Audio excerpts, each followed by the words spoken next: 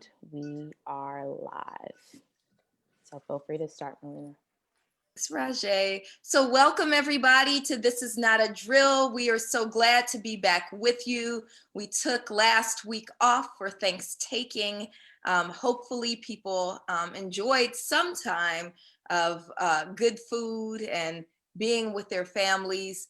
And also remembered to honor the indigenous people of this land, remembering that this land was never ceded to white supremacy. It was never ceded to colonialism. And so we always want to honor the indigenous people of this land. I'm in Los Angeles, where the Tongva people are the indigenous folks of this land. And so we honor their stewardship and commit ourselves to the constant freedom struggle for indigenous people, African people, and by extension, all people. And so we're back with This Is Not a Drill, and this is our first show of the Blackxmas season. And some of you all know that from Black Friday, or what they call Black Friday, to January 1st, every single year, Black Lives Matter participates and leads something called Blackxmas.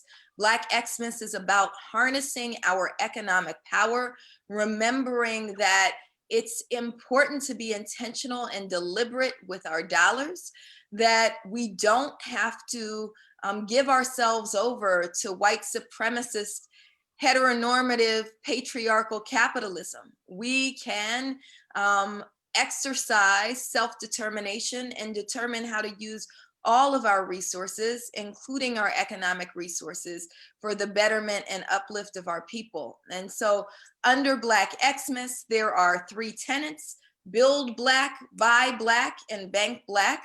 Let's pull our dollars out of those institutions that actually profit from our death. And I just want to call the name John Crawford, because in 2014, a year into the Black Lives Matter movement, it was the murder of John Crawford inside a Walmart store in Beaver Creek, Ohio, that really prompted us to look at the role of white corporations in using police violence to assail Black bodies. So John Crawford was inside a Walmart store handling Walmart merchandise when someone called the police in and gunned him down inside the store.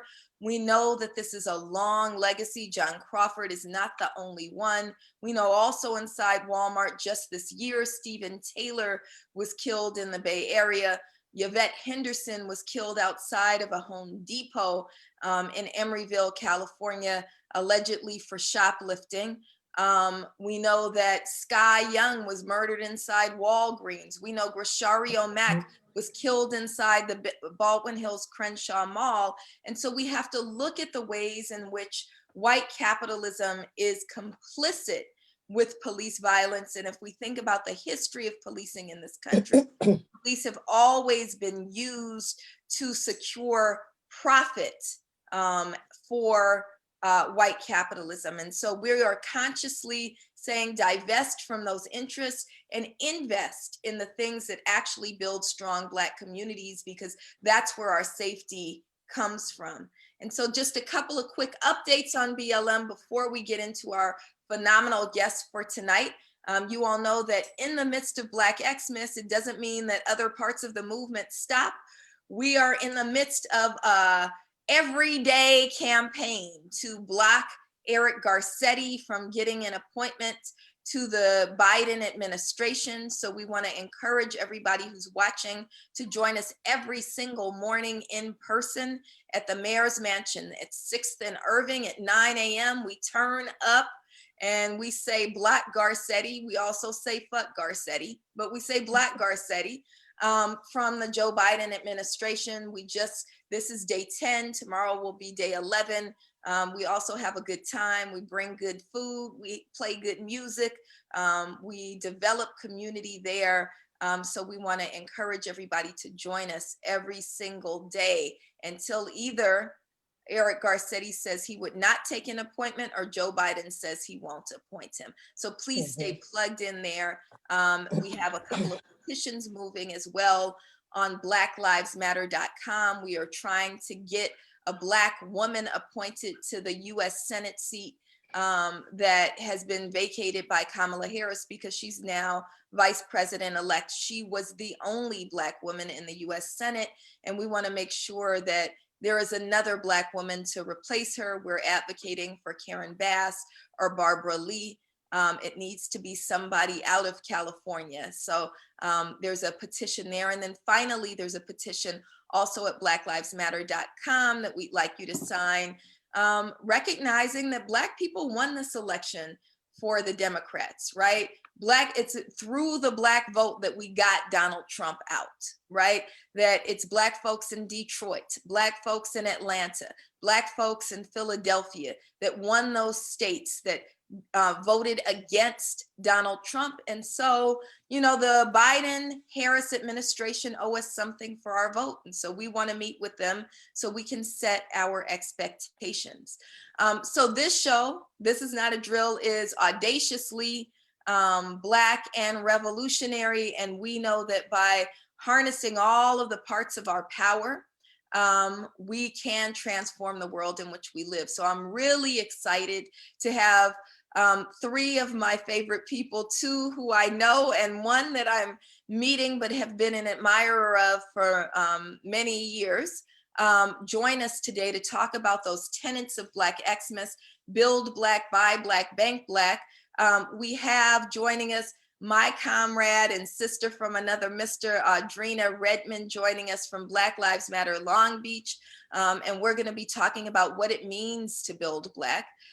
We have David Gross, who, this is my first interaction with you, and I'm so thankful.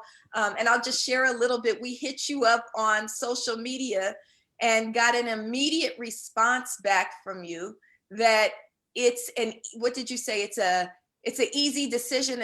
What did you say? Easy call, I think I said. Easy call. You said it's an easy call. And it was immediate. And we're so glad that you're here. Many people know you as Nipsey Hussle's business partner, right? You are co-founder of Vector 90. You are also Own Our Own, which is, you know, really speaks to this principle of buying Black and building collective Black wealth, using our dollars for our collective benefit.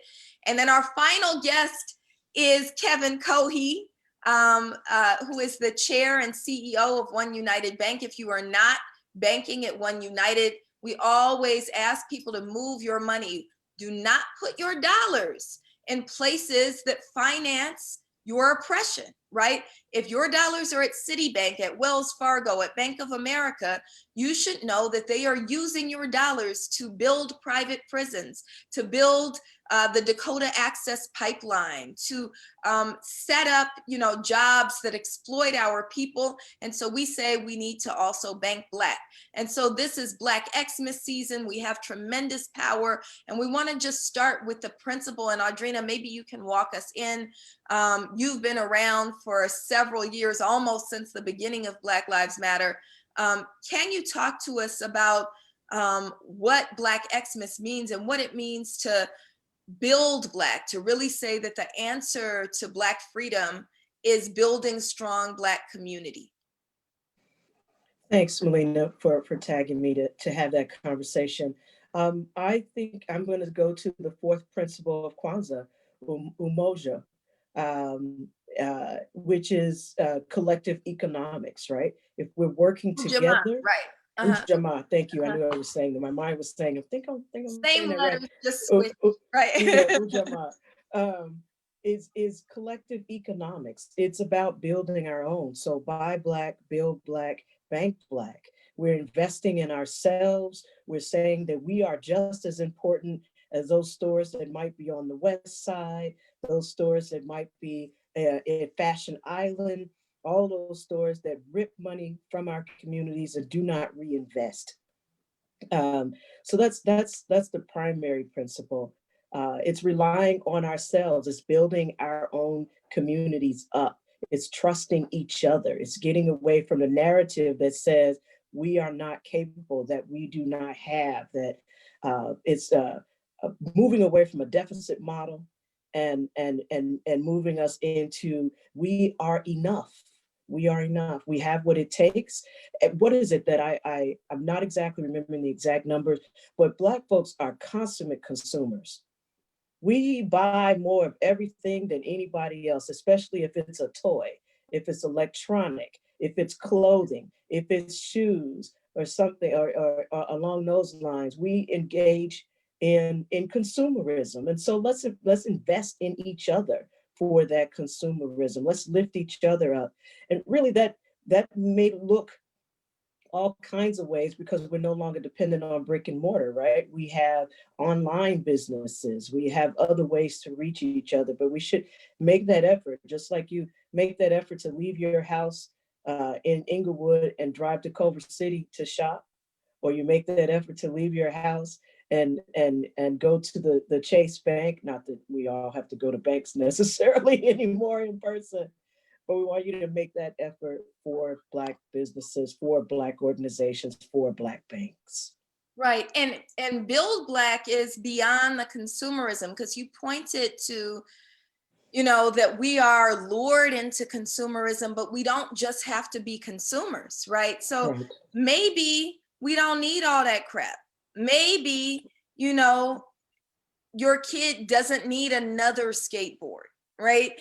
And Yeah. if they don't, if your mama doesn't need another sweater, but she is a fan of the arts, right? Consider donating in her name to, like, the Fernando Pullum Center for the Performing Arts, that gives free, absolutely free performing arts classes to Black children, right? Your mother would appreciate that more than a sweater that she's not going to wear, right? So Building Exactly. Black is about also recognizing that our dollars can be investments, and we often summon in spirits like Biddy Mason, Mm-hmm. and think about, like, how she built a strong Black community in Los Angeles that was rooted in a principle of mutual aid, that we should be caring for one another, especially in the midst of a pandemic with an economic fallout, right? How are we making sure that we provide for each other? So do you want to speak to that just a bit? And we want to encourage everybody to go to the website, blackxmas.org, blackxmas.org. On that website, there's an exhaustive list of Black-led, Black-serving organizations in Los Angeles. There are cards that you can download that say, instead of buying me a gift for the holidays, please donate to blank, and you fill it in, right? Or instead of buying you a gift, I donated to blank in your honor, right? Do you want to just speak quickly to the idea of shaking off consumerism? Well, I think you said a lot, Melina, but I want to point out that in our call for divest, invest, right? For, as Black Lives Matter, we call for divest, invest. That invest thing that folks can do, especially along the lines of defund the police, is find those organizations that are helping AIDS in your community. Find those organizations that are training folk up to be intervention counselors in your community. Find those folks that are uh, what do you call summer programs for our youth, freedom schools for our kids, and give them a contribution. Be of service to them, either through as physically applying yourself as some aid, or donating some dollars. Contribute to the invest part in Black folk. There are many organizations out there, including, I might say, Black Lives Matter, because the work is the work, and the work needs funds.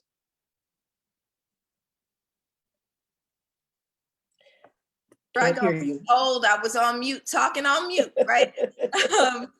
And I just want to lift up that these three tenets are not mutually exclusive tenets. So as we invite David into the conversation and talk about building Black and buying Black, there is an overlap, right? So can you talk a little bit about what it is you're doing with Own Our Own, what it is you're building, but also what it is you're investing in and encouraging us to invest in? For sure. And it's hard for me not to parrot a lot of what Audrina just said and what a lot of what you just said. There's so much overlap in the three concepts. So, I've spent my life learning how to invest, and I've made the conscious decision over the past, decade to focus that skill set, that knowledge base, where I think it's most impactful.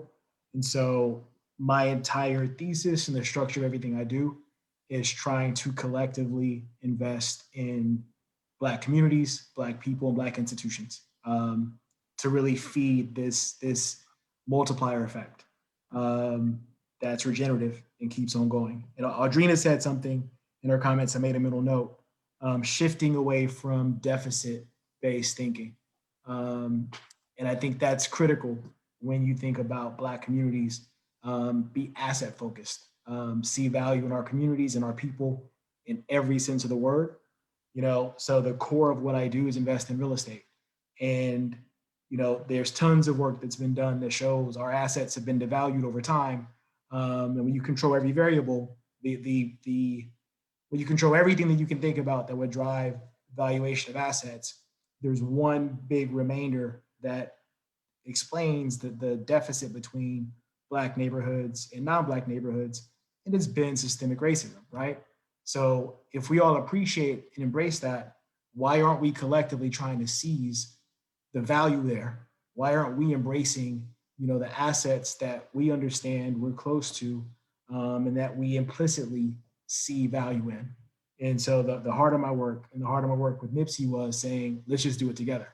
We've never had that. I think my entire life, there have always been 5 to 10 Black people at any one time that everybody knew we all looked up to, whether it's Oprah or Will Smith or Robert Johnson. And, there are a couple new people every 5 years. But it's always we get to cheer for them or applaud them in their greatness, which no hate, we love that. They broke barriers, set molds. But I think there's this awareness and there's this reckoning now where we got to figure out how our wins are collective and we're cheering for each other. And so, quite simply, I'm trying to get as many people as possible to invest, in Black neighborhoods and own and control the real estate. And doing that, by investing in Black people that do that, Black-led companies that do that, or directly in the assets themselves. And on our own, it's a vehicle that allows community participation. And it also takes those prominent individuals, whether they're entertainers, athletes, entrepreneurs, who we've always known, and we do it together. And that's kind of the heart of our model. And I always make sure I give props to Nip because he saw it first. When it was just a vision, he sat and he saw it before this moment we're having. This was in 2016.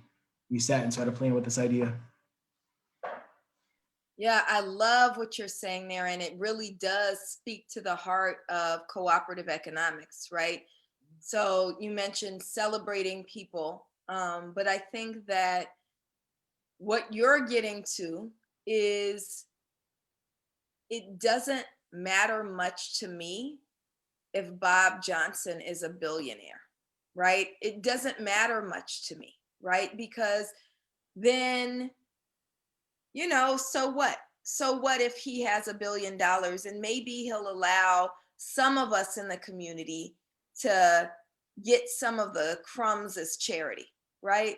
But when we can move collectively, when we can move together, then we're able to really not just celebrate somebody else's success, but we're really able to transform communities. And I think now it's really urgent. So I'd love to hear you talk a little bit about why owning our own in terms of real estate is hugely important, especially as we face down gentrification and displacement as Black people. Yeah, I mean, it's such a profound thing. The land and the land beneath everything and the structures on top. You know, we can simplify it to home. The home is the foundation of the person, and by extension, community and neighborhood. So if you allow that to be erased, or if you allow displacement, or just wholesale change and shift in communities, that's erasing more. That's more than moving people. It's decimating culture, right, and history. So owning real estate, it gives you agency. It gives you a say in the course of the future of the communities that we've all been in. And we, not by choice, we were in them when they weren't desirable. A lot of the communities that we're thinking about now that experience gentrification. So it would be the worst of all possible worlds if in the 50s and 60s, when neighborhoods weren't desirable and no one wanted to live there, but we were forced to live there, as they become attractive, and as people start to appreciate the cultural richness and how they're proximate to so much of what people want to be near in cities, our communities get pushed out. That's just tragic. So anchoring our ownership around real estate, so then we can build all the layers of society on top of that, and all the elements of a social fabric that constitute life. It's solidity. It's just terra firma under us. So I think that everything begins and ends with that to me. So when I'm looking down, I don't want you to think I'm texting, I'm taking notes. I don't take it any kind of way. So I'm looking at what you just said about it's more than moving people, it's decimating communities and culture, and the importance of having a place that we can call home, right? Having, there's the revolutionary saying, free the land, right? Free the land. The land is really important. It's essential to our freedom. And so I'd love to bring Kevin into this conversation to talk about, I know that we've been in conversation for many years now about how to harness economic power and how to rise collectively as Black people. So Kevin, can you talk about that and also talk about kind of the principle upon which One United Bank is based? Well, the collective power for Black Americans is the foundation of why One United Bank was created and why One United Bank exists. For us as a people, I think we're so blessed to live in a time as Blacks where we have the unprecedented opportunity to affect change and create a new social, political, economic dynamic in America. Our leaders, from as far back as W.E.B. Du Bois to modern day leaders like Martin Luther King and Malcolm X, all understood the importance of us being organized as a way of creating change in society. But what's unique about now and what's unique about our opportunity is the internet has really organized us. It's both organized us and it's also mechanized us. And that's what's driving a lot of the change that you see in society today. It allows our leaders like Melina to have a voice that is much larger than would ever have been possible before. And that's our unique opportunity to create change. I mean, I think we all know that some renegade white people in killing a Black man in South Georgia is nothing new. That's been happening since we got here in 1619. Or some white police killing a Black man in an urban center like Minneapolis, Minnesota. That's also nothing new. That's been happening for hundreds of years.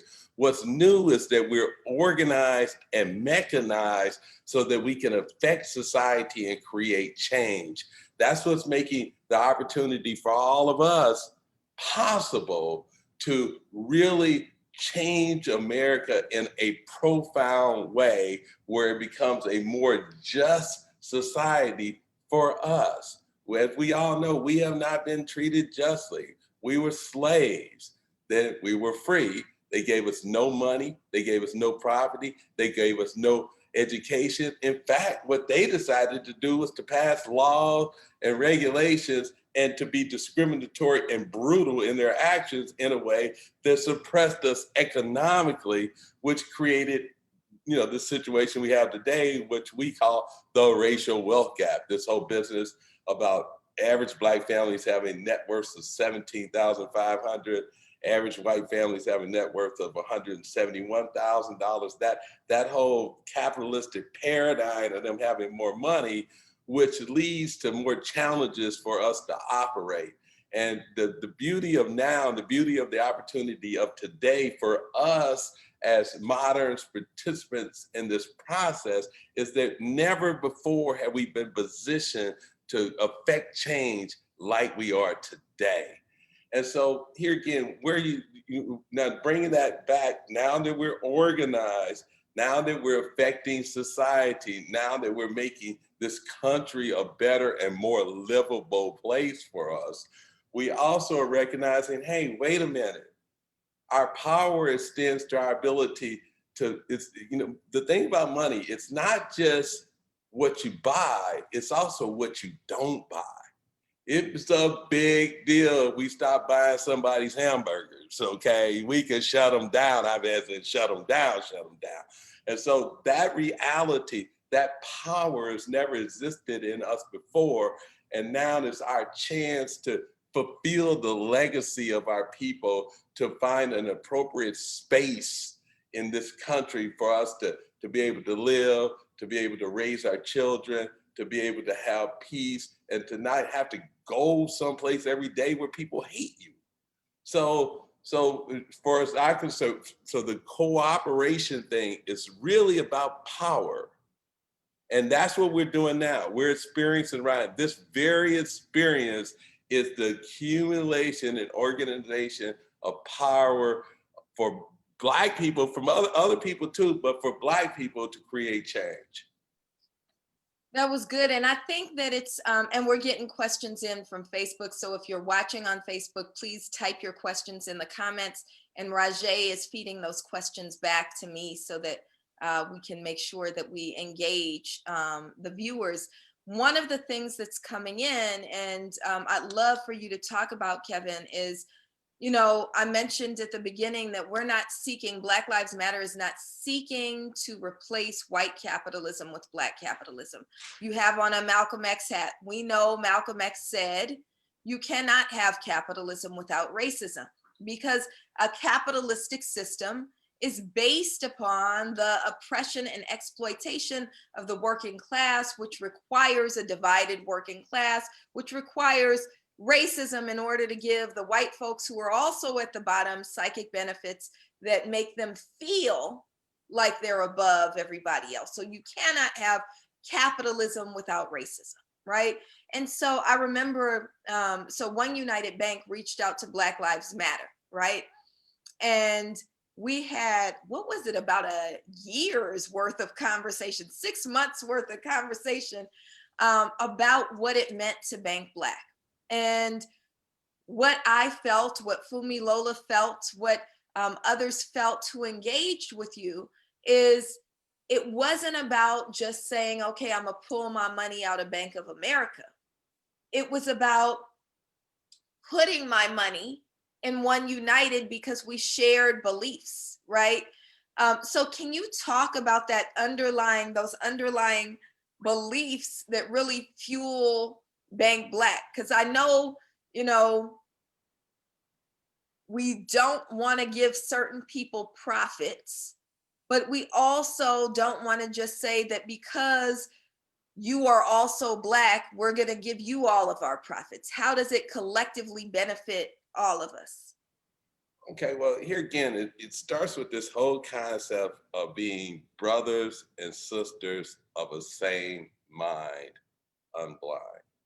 And so there's a commonly, and the thing about that you and I are a very good example of over the years, as we play very different roles in society, we've always been like brothers and sisters, like from the very beginning.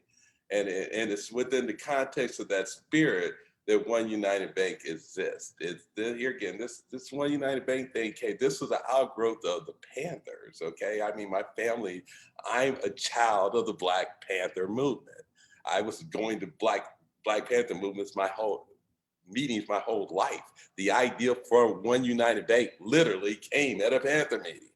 So like one of the brothers literally said to me, Kev, man, we got enough brothers out here on the street fighting these battles on the street, man. We need to control like these institutions. We need, that's where we're going to be able to get some power in this society. This is where we're going to be able to protect ourselves. And little 4-year-old Kevin carried out that mission to this very day. And that's One United Bank, the largest Black-owned bank in America. That's where it came from.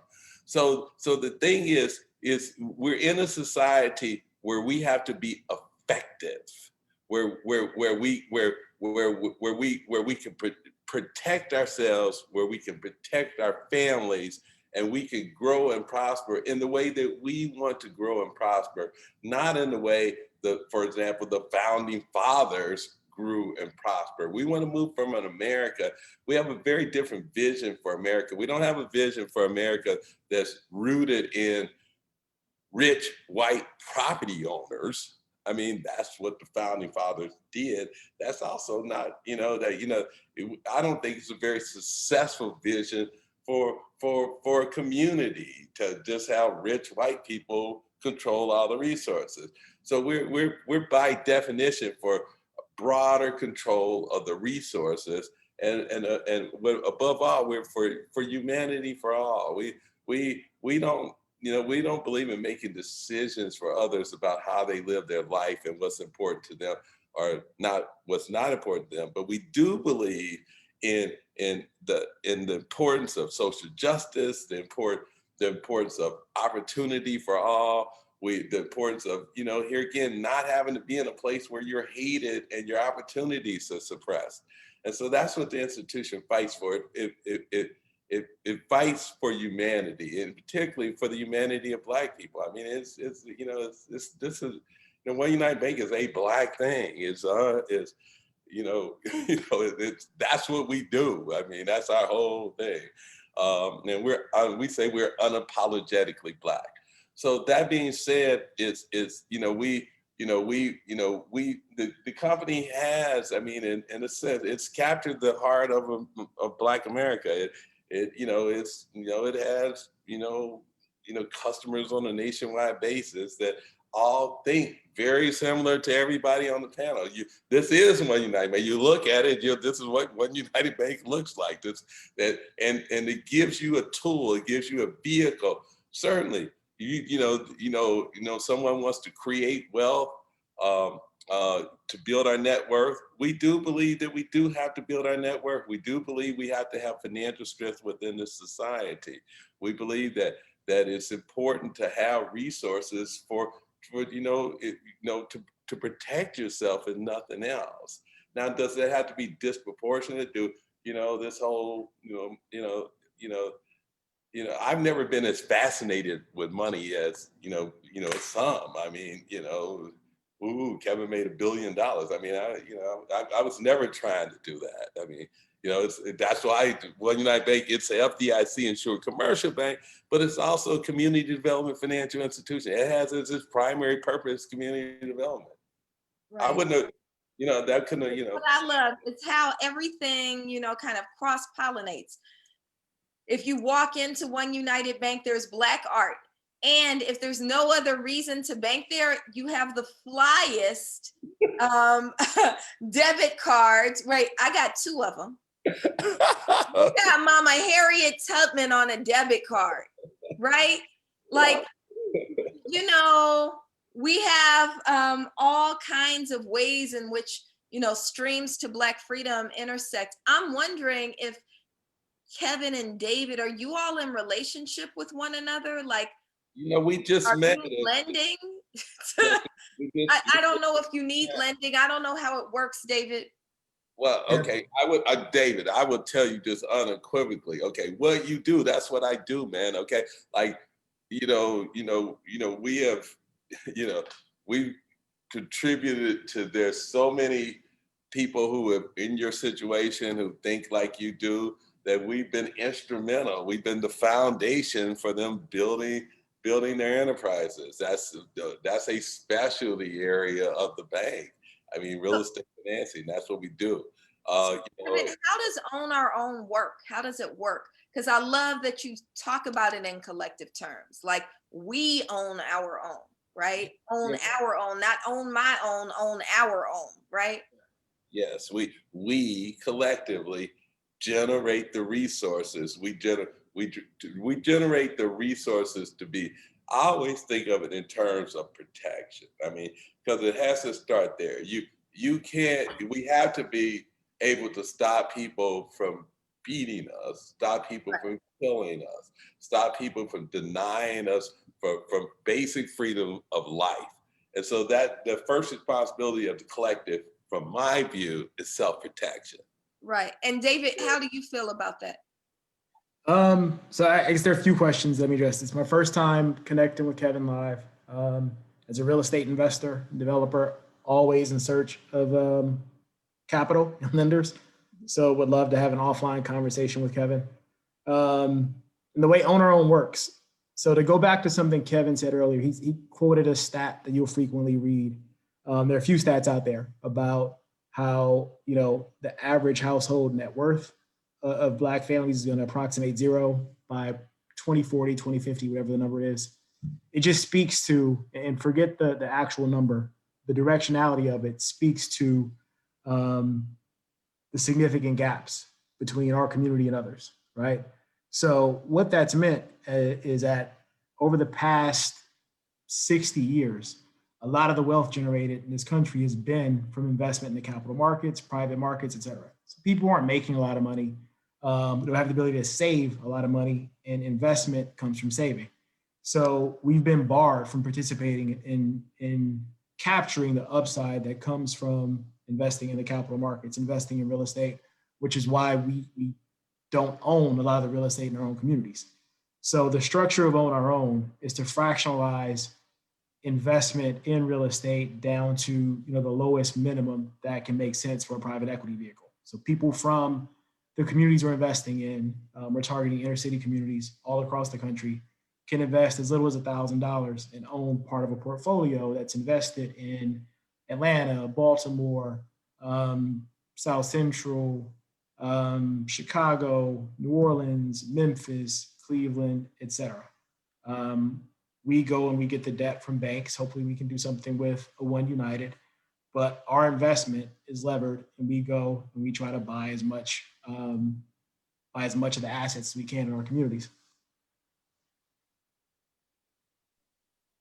So that's powerful. So people can, with as little as $1,000, participate in Own Our Own. How do they do that? Like, there's people who want to know right now, how do we get it? Is there a website?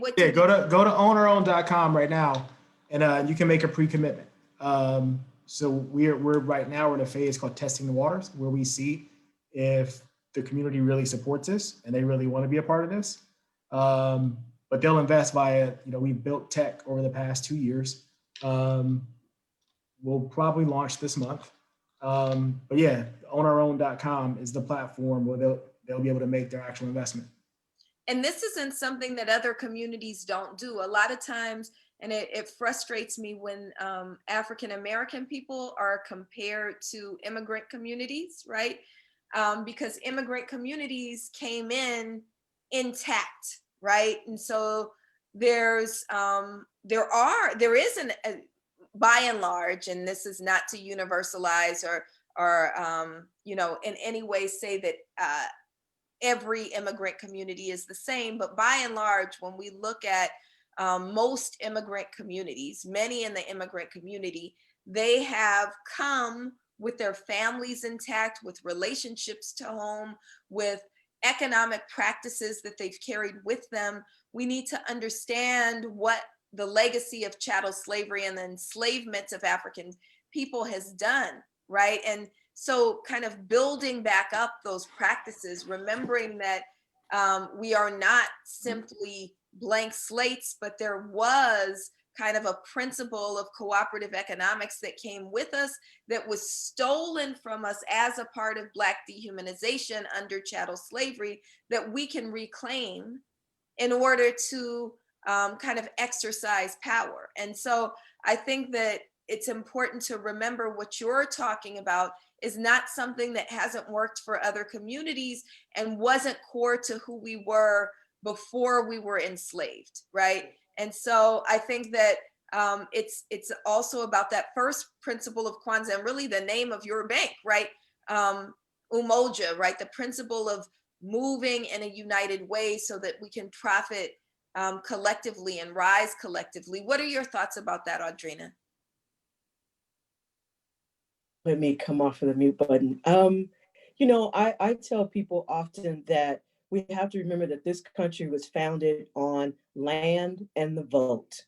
Those colonists came here because they could gather land. Those colonists were given land when for the setup of enslavement, the prize to the white folks who would no longer be indentured servants was a parcel of land, a drum of gunpowder, and a gun so that they could go out and claim the land. Now they're claiming that land from my native brothers and sisters. And so the question is, whose land is it really? But living in these modern times, you know, surely a safe investment is real estate. You know, people always need some place to live. We always need a parcel of land or parcels of land on which to grow food. And so that's real. I think that folks should engage in that cooperatively, but that also means separating ourselves from this notion of individualism, which is also very capitalistic, right? Which is, I don't need anybody else. I can do this on my own. And when I get it, I use what I have to harm others for the sake of my own accumulation. That is a model that does not work for us. It's never worked for us. It doesn't work for us now as a community. Mutual aid, we talked about earlier with Biddy Mason here in founding of Los Angeles, is something that's very real to Black folk even today. I mean, how many of us are helping a neighbor or helping a relative? That is mutual aid. And so the shared investment in our capital with the TAL at the end is, I think, very much a part of the Build Black notion. If you're thinking in terms of Build Black, then you can't help but to then buy Black, and you can't help but then to bank Black. I was having a conversation just the other day with some work colleagues, and I was encouraging them for the young ones in their life to open a savings account at one of our Black banks. If you don't do anything else, you can do that. You can open a savings account for the young one at a Black bank, and then teach them what investment is. Teach them how to invest, and that investment, and especially our investments, might look different than it did in Tulsa, Oklahoma. Right? We don't live in concentrated communities like that so much anymore. But how awesome would it be if we all had a loan, if those who wanted to own a business had a loan from a Black-owned bank like One United, and in any city, in any commercial area, you had 2 or 3 storefronts that were owned by a Black person, that was financed by a Black bank. You know, that would be bringing it all together, and was then patronized by the Black folks in that community. That's building us up. That's operating from, as Kevin called it, an asset model rather than the deficit model, which I talked about earlier.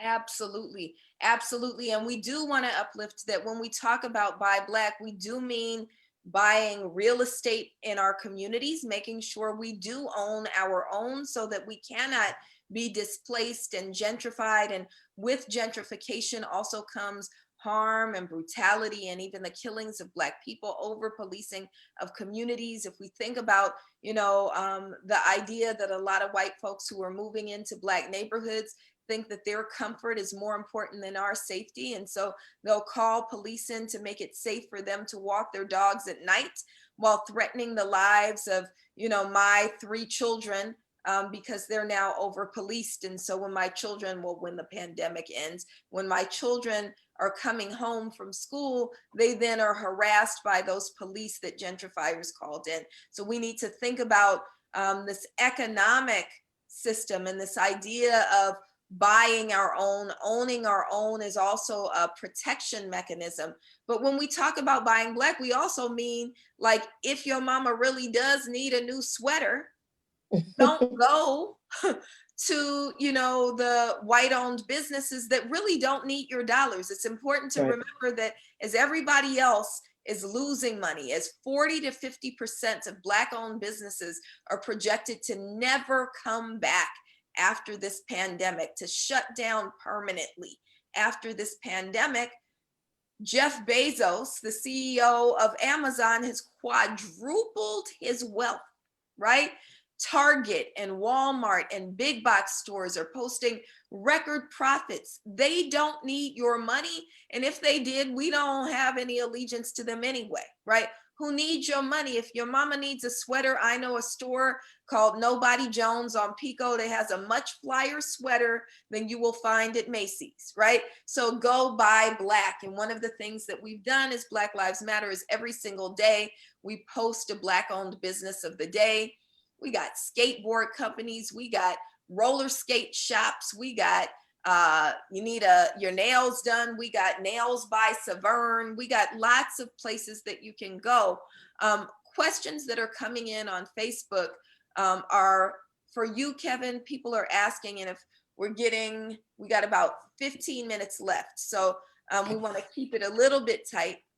People are asking, if we're saying don't put your money at Citibank or Bank of America or Wells Fargo because they invest in private prisons, right? Or because they finance Dakota Access Pipeline, or because, they are financiers of exploitative jobs. They gentrify communities. People are asking, are there things that One United will not invest in?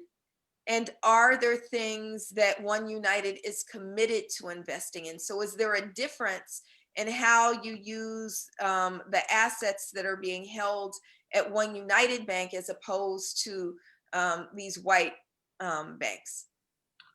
Okay. Well, let's talk about that. The current thing that One United Bank is focused on is eliminating this thing we talked about called the racial wealth gap. And we talked about one type of transaction. We talked about homes, and then we started a broader discussion related to commercial real estate. But this program we created, which is caught a lot of attention, we call it one transaction. And the whole concept behind one transaction is to demonstrate to Black Americans that you can change your net worth with a single transaction. And that single transaction can bring our net worth up to or surpass the net worth of white Americans. And the significance of that is that change in net worth affects many, many things, everything from unemployment rates to crime rates to teenage pregnancy rates. And if you really think about it, when we talked about this whole concept of an average Black family having a net worth of $17,500, average white family having a net worth of $171,000, when I think about that's really not that difference. That's not that big amount of money. But what's missing from us, it's literally one transaction. And all of us, if we could just get people to focus on and understand that they need to focus on their one transaction for changing their net worth, then we could change literally the economic position of our people. And that one transaction could be anything from a will to being properly insured, to investing in a home, to investing in multifamily real estate, to buying stocks or bonds. But the ideal is for us to recognize that financial literacy is not something that it's not about reading about it. It's about executing. It's about understanding all of us, everybody who's on the screen right now. There's one transaction. If you do that one transaction in 21, it's going to change your life. And so what we're doing now is we're on a national basis promoting the one transaction. We're saying we don't have to sit here and have less resources. We know it's very valid why we have less. They really screwed us. Okay, now that being said, we sit here right now. How do we move forward? One transaction. And so I think that's really important, and the financial literacy piece is really important. The question though is really about, does One United Bank invest in private prisons? So that's real easy. No. Okay. And no money in Dakota Access Pipeline or environmental degradation projects. People are asking, they just, so I think it's important. It's almost funny, okay? Like, no, okay? Like, I'm like, Right. And there's all of these other things that you're offering. But I think that for some people, just on principle, Black people and non-Black people, and sometimes when you send those emails out from One United Bank, it's so unapologetically Black. I said, they must never want a white customer, right? Because you're sending out the Kwanzaa principles, you're sending out notes about Black Lives Matter. It's okay, Captain. Like, we don't have no oil pipeline, at least that I know about. Okay, so I mean, I think it's really powerful. I'm just uplifting this question from Facebook because I want people to feel confident that it is a difference. It's not just about, it's absolutely about empowering and educating your customers, but it's also about principles that you have as a bank in and of itself, right? Absolutely. Okay, like the PPP loans, that's the classic example. People always talk about that.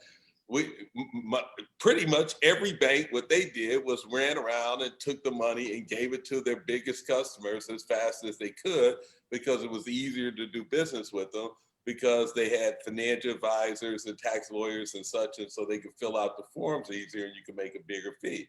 People always talk about One United Bank.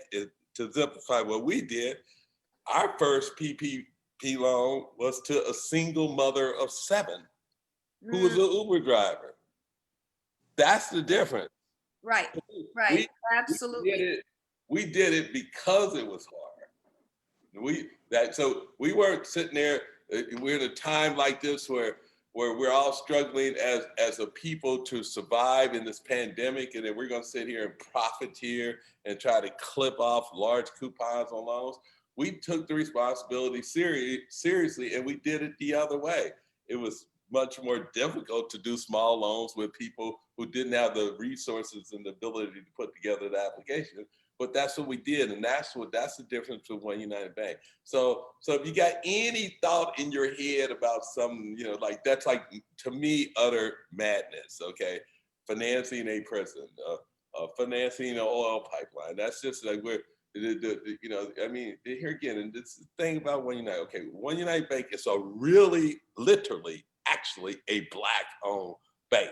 We're not a bank that we have Black managers who run a bank for some white people behind the corner. We're actually the Black people. We're like actually of Black people. We're really you and Terry and yes, the whole crew. Bob, like our whole management, certainly our whole operating structure is really Black. Like, for real. It's like there's no white people behind.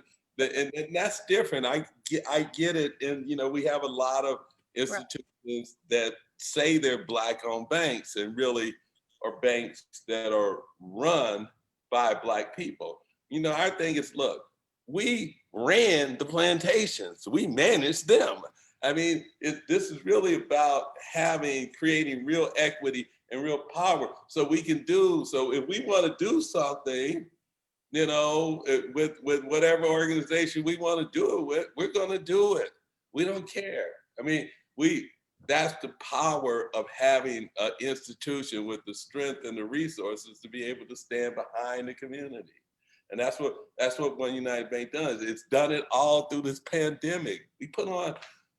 One United Bank put on 90,000 customers during this pandemic. So think about that. We had to build out a whole new customer service center. You got to come over and see the thing we built over there on Crenshaw. We built out a customer service center over there. We built a huge one in Miami. We had to staff it. We had to train the people, and we had to be. The staff is also Black. So we want to uplift that. It's also jobs for Black people. It's also jobs for Black people. I want to get this last question in because we only have about 5 minutes left. And David, one of the things that keeps coming up is we kind of understand the importance of owning our communities, owning our own. What is your vision? What do you think can happen if everybody invests, if everybody gets behind this? What is the vision for what we can do? So I'd say we start by eliminating. You go to um, any majority black community in this country, and probably the first and last fear you'll hear is gentrification and displacement. So if we collectively own, you eliminate that fear, right? Hmm. So you start by eliminating a significant negative, and then you start layering on top of that. Once you own and control something, you know, you view it, you treat it differently. So the prerequisite is ownership of the land beneath the buildings and the buildings, but then you start to invest in the things that are economic drivers. So you start to invest in whether it's the local services, whether it's the green grocery store, whether it's professional businesses on top of that, right? Because changing our community is going to be an iterative process. Like you can't, on one hand, believe that we have less wealth and then think, well, we can go buy everything and we can take that less wealth and own everything and fix everything. Let's start by fixing some variables. Let's eliminate gentrification, right? Then let's iterate, let's invest in each other. Every one of us, we've been subjugated to the same kind of mind state where you were extolling people to go and shop black. Well, we view shopping black, we've historically viewed as buying inferior goods. And then purchasing black services, whether it's an accountant, a banker, a lawyer, we don't view them as having the same expertise. So we're starting with real estate, but then it's not seeing a deficit or discount in investing in spending money those other ways. And that's how we'll, one, eliminate erasure and displacement, gentrification, but then start building wealth within our community that's sustainable. So I think the importance of, land is everything I said earlier, but it's in addition to its actual tangible value, it's symbolic, and it's locking people in place together as good stewards of something. Once you're a steward of something and you own part of a block, you're going to be there. Even if you're not there physically, your focus, your attention, and your capital is going to be there. Absolutely. So I wish we had more time because I could have spent an hour with each of you separately. David, thank you so much for joining us. And even though this is our first time, I'm hoping it's not going to be our last conversation because I think that vision is really, really important. In Black Lives Matter, we're an abolitionist movement that absolutely believes in ending systems of oppression, but ending systems of oppression is only half of abolitionism, right? The other half is building systems through which we get to freedom and justice. And I think that the vision that you're offering, right, of beginning with real estate and then building up everything else, right? The way in which Kevin begins with banking. But if you walk into One United Bank, there's also Black artists who play music inside the bank, and we're not treated like criminals when we walk in. There's no security glass, right? Because we're seen as whole and complete human beings, right? And then the work that we continue to do, Audrina, recognizing that when we fight, we win, is all part of getting to Black freedom. So I'm incredibly grateful to each of you for joining us. And we hope that this is just the beginning of a conversation. So Kevin and Audrina have been a part of many conversations. David, I'm claiming you now. We're friends. So Melina, before we go, can I end with with a real time, very specific example from my personal life that other people can replicate? So my Christmas gift to myself, it wasn't actually a material thing. I actually invested in a hot sauce company. And I think it's noteworthy because I got 5 friends. I saw a Black female entrepreneur launch a brand, and I've known her and followed her for the past couple of years. And I saw her doing something in a very authentic, genuine, soulful way.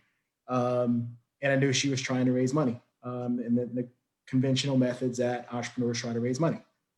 And so I thought to myself, I was like, well, I could invest and I could get 4 or 5 of my friends who have money. We can take a little risk and we can help this woman stand her business up. We can play the role of a VC and we can use our platforms to support her. And so she's a real live person. Her name is Tina Gray. She has a company called What's on the Menu Catering, and she has Ruby hot sauce. And so she's from Chicago. I got 5 brothers from Chicago. I'm not from Chicago, but I own real estate in Chicago, to invest with me in Ruby hot sauce from Tina Gray. And that's something that, every one of us knows someone who has a brand, they have something they're trying to get off the ground. And whether it's $5,000, $10,000, $100,000, we really want to be as radical and do the things that, we all give voice to. That's what we can start doing. You could grab your homies, your coworkers, and it could be small, but if it's done collectively, it can be a difference maker for somebody. Right. So that's something that happened real time right now. Go look up Tina Gray, follow her on Instagram, but everyone can do that. I know 1 million kids in LA that have a t-shirt brand that they ultimately want to have a store. They ultimately want to, your 5 friends, instead of buying Supreme, instead of buying Stussy, that could take $500, $1,000, piece it together and give it to your friend and be an owner, and it's so forget a name. Don't call it capitalism, call it whatever you want, but you could be an owner of that brand. You could help get that brand popping. So that's a specific example of what could be done. That's what Own Our Own is about. Thank you. That was really a wonderful point to close on. OwnOurOwn.com is how we follow up with you. Audrina, is there anything we need to know about from Black Lives Matter Long Beach? Yeah, just check out our Instagram at BLMLBC. That's where we're posting all the videos for local, and we're doing a focus on small businesses, home-based businesses here in Long Beach. So that's on our Instagram at BLMLBC, but you can also find them on the Blackxmas website at blackxmas.org. Great. And Kevin, One United Bank. United.com, ONEUNITED.com. We are an example of Black excellence. Absolutely. So please go to blackxmas.org for more about how you can build Black. That means donating to Black-led, Black-serving organizations. Buy Black. Make sure if you're going to spend your dollars that you spend them with Black businesses that contribute to the Black community. And then bank Black by moving your money into banks that are Black-led, Black-owned, but also invest in Black community. Thank you so much, David Gross, Kevin Cohey, and Audrina Redmond. Thank you to Pro Bono ASL for providing language justice for everything that we do, translating here today. Thank you to Rajay and Megan for doing the behind the scenes work. Please come out tomorrow morning, 9 a.m. We'll be protesting the mayor, Block Garcetti, 9 a.m. at Irving and 6th. And follow everything we're doing at Black Lives Matter Los Angeles at blmla.org. See you next Thursday, inshallah, right here on This Is Not a Drill.